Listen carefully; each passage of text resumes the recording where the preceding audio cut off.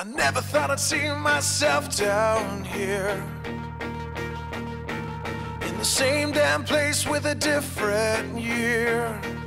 What is up, guys? My name is Nick Bell, and this is again coming from my white room. This week's book, we have Tsar, The Lost World, Nicholas and Alexandra by Peter Kurth. This book I had to read for my Modern World class, and I enjoyed it immensely. I did not expect to have to read it, and I ended up just buying it off of Amazon when the professor announced it, because it was so cheap. The book it's pretty big. It's got a lot of pictures in it, so that's, I don't know if you can see that. Oh. It's about 221 pages, and big book, lots of pictures, so it makes it go fast. Alright, characters. First up, Nicholas II. He was the last Tsar of Russia. His father was Alexandra III, I believe. And correct me if I'm wrong in the comments. Yeah, he ended up marrying this next character, Alexandra.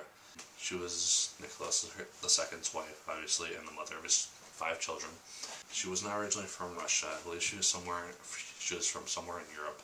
I don't remember exactly where. I want to say England, but I'm not certain. Yeah, she had Nicholas's 5 kids. They fell in love at a very young age.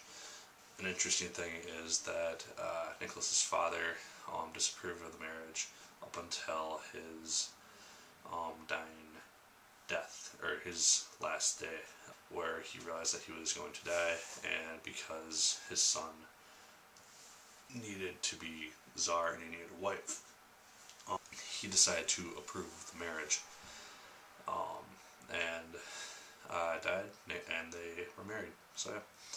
Next up, Rasputin. This is one of the most interesting characters in all of Russian history, in my opinion. The guy showed himself off as a holy man because he was able to somehow cure their youngest son, Alexei, and their only son, of this illness which plagued him for his whole life. The kid would just have spasms, and they were uncontrollable and immensely painful. And when Rasputin prayed or whatever he did, the spasms stopped, and Alexei was fine. Rasputin is a very interesting character who you should try to look up if you ever have an opportunity, because the story of how he gets killed, which is actually in this, is actually kind of interesting. And last up is a character that the very last part of the book deals with, and that is Anastasia. Most people know the movie Anastasia, which is actually somewhat historically accurate at the beginning. After the fall of, or the fire to the palace and whatnot, it kind of derives history a little bit. But yeah, the intro part is actually really accurate in terms of Rasputin's death, in some ways. And yeah, many people know the story of Anastasia, who she was Nicholas and Alexandra's youngest daughter. And the story goes basically when people years after the Tsar's family was killed, spoiler alert, killed, she supposedly escaped somehow. Like, even when she was wounded, she somehow was able to get away, survive, get help, and basically just stay hidden during the reign of the Bolsheviks, and then eventually Stalin and Lenin and everyone else after that. In the past, is it now like 30 years or something, there was a woman who came forth and said she was Anastasia. Some people have confirmed it, some haven't, so it's a big mystery. She died in 91, I think. So yeah, that's kind of an interesting person, and the last part of the book deals with it. Plot. Book basically takes place from Nicholas and Alexandra's childhoods all the way to their killing or murders, and then, like I said, deals with the Anastasia legend. And I don't know, it basically covers all the main events. It covers the Bloody Sunday massacre. Look that up if you don't know what it is. And yeah, it deals with all the main events. World War I, how the Tsar dealt with that, and whatnot.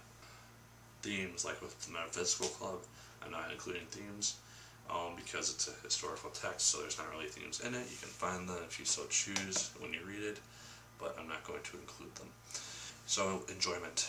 I very much enjoyed this book, if you couldn't tell that.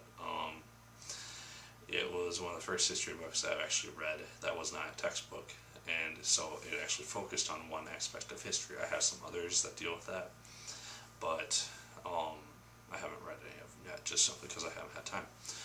Kurth is very detailed in his examinations of Nicholas and Alexandra and their children and other characters that were involved in their lives. And it helps the story of Russia's history during Nicholas's reign be a little more clearly understood. Many people believe that Nicholas was a suppressive ruler, and that's why he was ultimately overruled, or he had to abdicate his position. That's not necessarily true, but I'll let you read about that if you want to, because I don't want to spoil everything for you. But yeah, highly recommended for anyone who likes history, specifically Russian history, Russia in general, or likes to read about the fall of different empires or reigns or dynasties and whatnot. So yeah, that's my review. And then that will be it until probably June, because May or June, probably May, because I will have finals and whatnot and papers to be writing. So yeah, like, favorite, comment, subscribe. It would be awesome if I could get a lot more of those, all those in general. But yeah, until next time, my name is still Nick Capel, and then the last review will probably be coming from my college dorm. So, yeah, until next time, keep on reading.